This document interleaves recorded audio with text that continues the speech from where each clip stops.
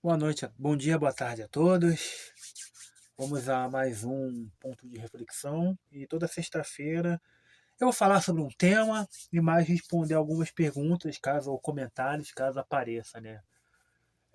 Primeiro eu vou começar com os comentários e até o texto final desse ponto de reflexão vai ser sobre até as perguntas, né? Eu tive dois comentários falando sobre a questão do Bolsonaro, ou falar mais sobre a união das esquerdas. E o outro comentário é falar sobre o debate que tem envolvido alguns webs comunistas, ou uma outra galera também mais à esquerda que tem aparecido em diversos canais no YouTube, em diversos lugares, né? Cara, primeiro sobre a questão dos debates. Eu acho é um tema que eu ainda vou explorar mais.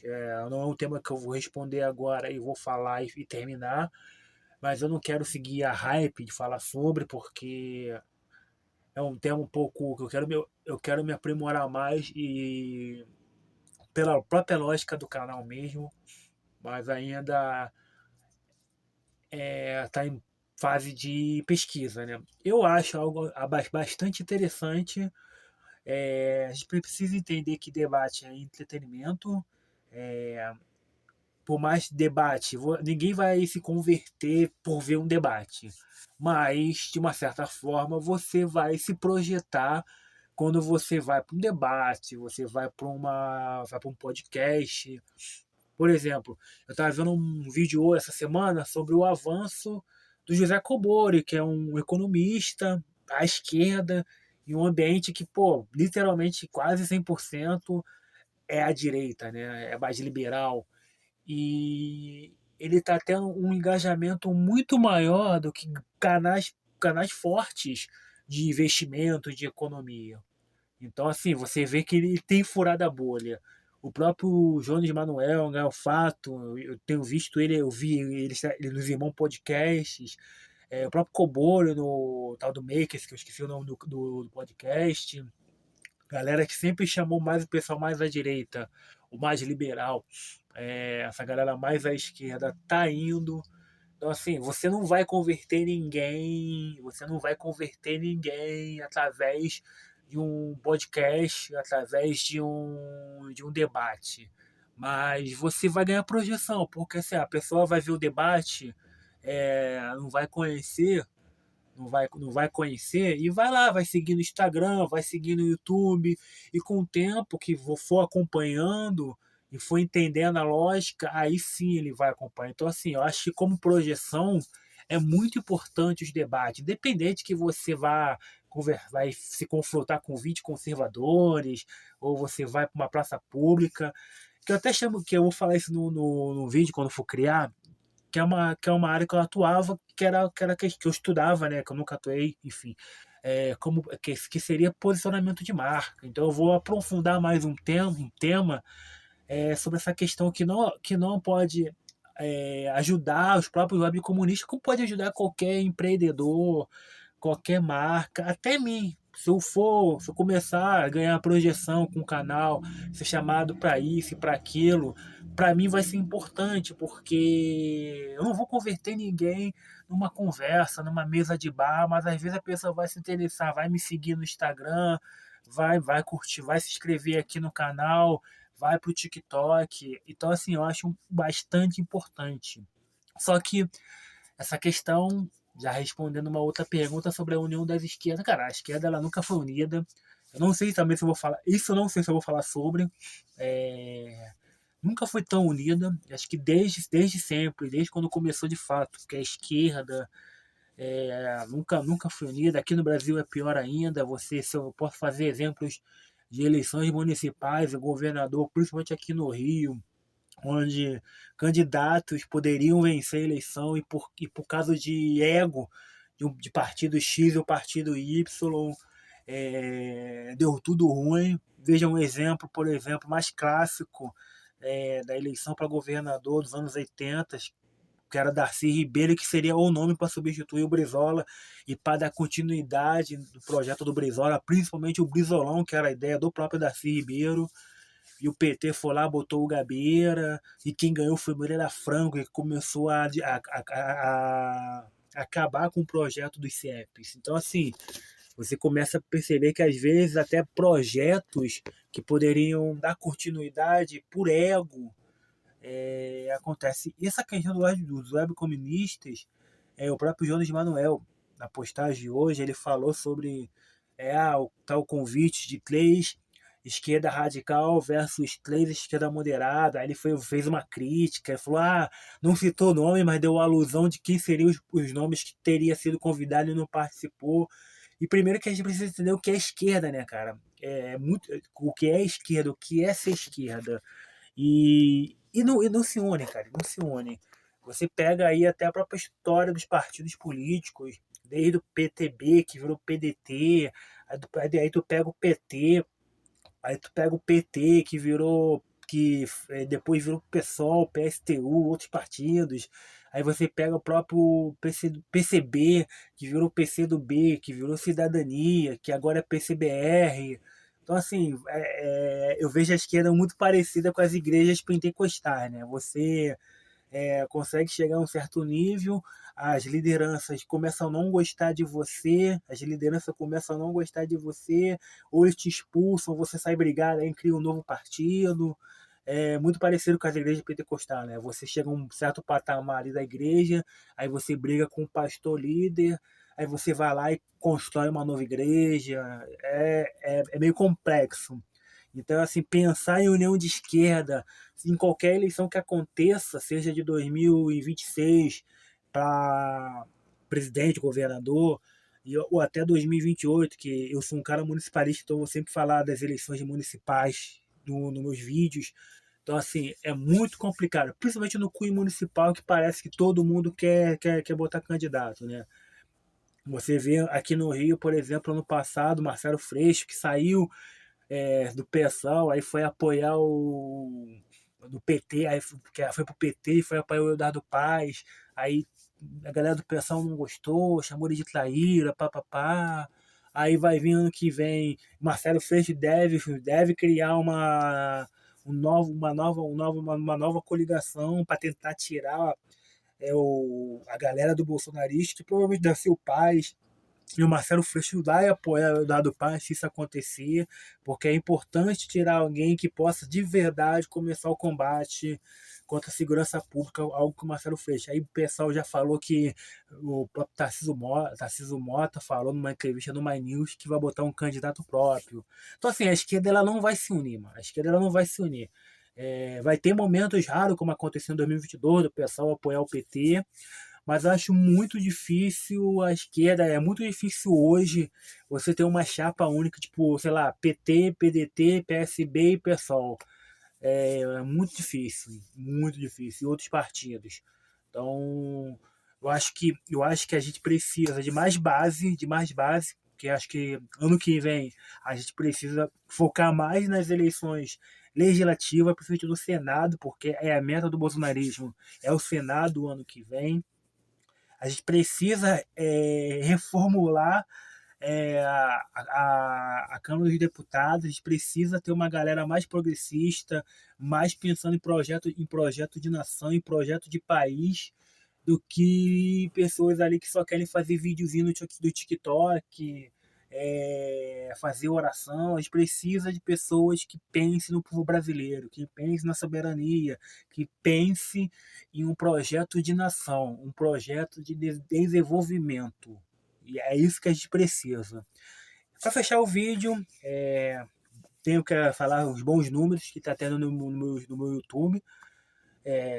Não vou dizer, não, claro que eu não sou o Jonas Manuel, porra, as maiores sacanagens que fizeram aí de deletar a conta dele, tomara que ele consiga recuperar. E tem que agradecer e parece que eu tô me encontrando, né? Tava falando que eu parei de falar de política porque eu tomei muita porrada. Quando eu falo porrada, mas do tom verbal, não de briga não. Dos dois lados, né? Porque assim, eu não sou nem conservador, não sou nem comunista e muito menos liberal, né? Então hoje eu tenho um pensamento muito ligado ao centro. Então assim, se você acha que eu sou de centro-direita, se você acha que eu sou de centro-esquerda. Então vai depender da sua interpretação, né? Porque eu mesmo, se eu for me definir, hoje eu não vou saber responder. Então eu me considero hoje uma pessoa de centro, eu me considero uma pessoa de centro, eu sou eu sou de fato desenvolvimentista, eu acho que todo projeto ele precisa ser elaborado com pensamento em desenvolvimento. Então, assim, por eu ser um cara que trabalha com pesquisa, que estuda a questão de planejamento, que escuta a questão de projeto e de desenvolvimento. Então, assim, para mim é um caminho que fica mais próximo, né? Quando pensar ideologicamente. Concordo 100% que o Estado tem que estar em tudo. Também concordo que fazer parcerias em público-privado, concordo que tem que fiscalizar, regularizar, sou a favor dos apoios, tipo Bolsa Família, Rouanet, Aldir Blanc, só que eu penso que não deve ser algo permanente. Eu acho que se você não tem condições de elaborar um projeto e você depender da PNAB, acho importante para você entrar no mercado, mas você não pode depender disso todo ano. Você precisa desenvolver a sua marca, posicionar a sua marca para que você possa ter voos próprios. Então, assim, é uma coisa que eu defendo. A mesma coisa uma pessoa assim, que tenha Bolsa Família. Não estou fazendo uma coisa de coach que todo mundo deve fazer, porque existe a realidade de cada um, dependendo da cidade onde ela vive, a situação que ela vive. Então, assim, quem às vezes, por exemplo, eu não tenho condições eu já tentei fazer o cadastro no Bolsa Família. Se hoje eu tivesse o Bolsa Família, eu estaria metade do meu dinheiro eu estaria investido em pós-graduação ou numa nova graduação, em cursos que pudesse aprimorar mais o meu conhecimento, que hoje o meu objetivo é focar mais no cunho teórico e intelectual do que numa questão de prática, já que eu nunca tive oportunidade de trabalho, de emprego, eu já posso afirmar que eu estou no grupo dos desalentados. Eu não procuro mais emprego porque eu cansei de ficar recebendo não e recebendo e-mail que meu currículo não passou para a segunda fase, meu currículo não foi selecionado. Então, eu agora só tenho dois caminhos: ou é concurso público ou é o canal no YouTube. Por isso que às vezes por isso que eu peço que você, se quiser, me ajude financeiramente no QR Code, no Pix, mas se não puder ajudar, pô, se inscreva no canal, curta, compartilhe, comente para dar mais engajamento no YouTube. Então, esse é o caminho que eu vou seguir, que é falar de política. Acho que sempre fez parte da minha vida, né? A primeira vez que eu tive contato com a política eu tinha 7 anos de idade, em 1992. Então, assim, eu lembro da eleição de 92, Benedito e César Maia. Depois, eu lembro que eu comemorei a vitória do César Maia em 96. Não, em 2000, quando ele ganhou do Conde. Quando ele ganhou do Conde, eu estava jogando bola com os colegas. Aí a galera soltou fogos que o César Maia ganhou o Conde. Eu tinha lá o quê? 15 anos? Tinha 15 anos. 92, 97, é isso mesmo. Então, eu sempre tive ligação com a política, só que essa polarização e tomar porrada dos dois lados, seja de bolsonaristas e seja de esquerdistas, eu acabei me afastando, né? Aí tentei seguir outros caminhos, tentar trabalhar com marketing esportivo, com marketing digital, tentei me aventurar na gastronomia, tentei me aventurar na cultura, tentei procurar outros tipos de emprego e sem sucesso.